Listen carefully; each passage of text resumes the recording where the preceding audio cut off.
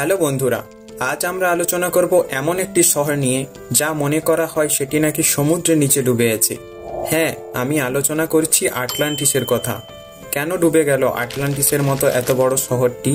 কি হয়েছিল সেদিন যার জন্য আজ জলের তলায় তলিয়ে গেল আটলান্টিস শহরটি? জানবো আমরা আজকের এই ভিডিওতে। প্রাচীন গ্রিক দার্শনিক প্লেটোর লেখা থেকেই আমরা প্রথম আটলান্টিক শহরের কথা জানতে পারি। অনেকে মনে করে থাকেন আটলান্টিক মহাসাগরের কাছে হয়তো এই শহরটি অবস্থিত ছিল, তার জন্য এর নাম আটলান্টিস দেওয়া হয়েছে, কিন্তু তা নয়। প্লেটোর বর্ণনা অনুযায়ী সমুদ্রের দেবতা পোসাইডন ছিলেন আটলান্টিসের রাজা। তার স্ত্রী ক্লিওটার ছিলেন খুব সুন্দরী এবং তাদের ছিল 5 জোড়া যমজ সন্তান। সমুদ্র দেবতা তার 10 সন্তানকে দ্বীপের বিভিন্ন অংশ শাসনের জন্য দেন। তার বড় যমজ সন্তান তার নাম অনুসারেই এই দ্বীপের নামকরণ করা হয় আটলান্টিস। প্লেটোর লেখা থেকে জানা যায় আটলান্টিস যে শহরটি ছিল সেটি স্বর্গের থেকে কোনো অংশেই কম ছিল না। অত্যন্ত উর্বর ছিল সেখানকার মাটি, সেখানে রকমারি ফসল ফলাতো কৃষকরা। নগরীতে কোনো অভাব ছিল না তাদের। মনমাতানো গন্ধে ভরা রং বেরঙিন ফুল ভরে থাকত। পাহাড়, সমুদ্র আর অরণ্যের ঘেরা অপরূপ প্রাকৃতিক সৌন্দর্যে ঘেরা এই রাজ্য সোনা, রূপো, তামা ইত্যাদি খনিজ সম্পদের কোনো অভাব ছিল না। সেচ ব্যবস্থা ছিল অত্যন্ত উন্নত। আটলান্টিসে ছিল সুন্দর সুন্দর প্রাসাদ, সুন্দর সুন্দর বন্দর, মন্দির, সোনা ও রূপা দিয়ে কারুকার্যের ভরা সুন্দর সুন্দর অট্টালিকা, আর ছিল এক সমুদ্র দেবতার মূর্তি।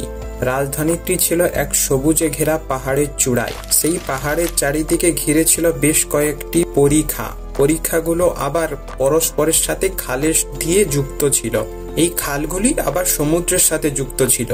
সমুদ্রের বিভিন্ন দেশ ও রাজ্যের সাথে ব্যবসা বাণিজ্যের জন্য এই খালগুলিকে ব্যবহার করা হতো। নগরীর বাড়িগুলিতে ছিল আধুনিক সব ব্যবস্থা, দামি ধাতু কাজ করা পাথরের দেওয়াল, বিশাল বিশাল সব সোনার মূর্তি, গরম আর ঠান্ডা জলের ঝর্ণা। তাহলে এত কিছু থাকা সত্ত্বেও আমাদের মনে একটাই প্রশ্ন, যে গেল কোথায় এত উন্নত, এত সুন্দর একটি শহর? প্লেটোর বর্ণনা অনুযায়ী যীশুখ্রিস্টের জন্মের 1.500 বছর আগে এই নগরী বিলুপ্ত হয়, কিন্তু পরবর্তীকালে অনেক গবেষকরা আটলান্টিসের ধ্বংস হওয়া নিয়ে নানান মতবাদ রাখেন। তাদের মধ্যে উল্লেখযোগ্য গ্রিক পুরাতন অ্যাঞ্জেলোস, তিনি বলেন গত শতাব্দীর 60-এর দশকে শেষ তার তত্ত্বটি প্রকাশ পেলে চমকে গিয়েছিলেন সবাই। তিনি বলেন 1500 খ্রিস্টপূর্বাব্দ নাগাদ এক ভয়ানক আগ্নেয়গিরি জেগে উঠেছিল ভূমধ্যসাগরের এক দ্বীপে। আগ্নেয়গিরি হঠাৎ জেগে ওঠায় ও তার দরুন এক ভয়াবহ ভূমিকম্প ও প্রবল জলোচ্ছ্বাসের সৃষ্টি হয় পুরো নগর জুড়ে।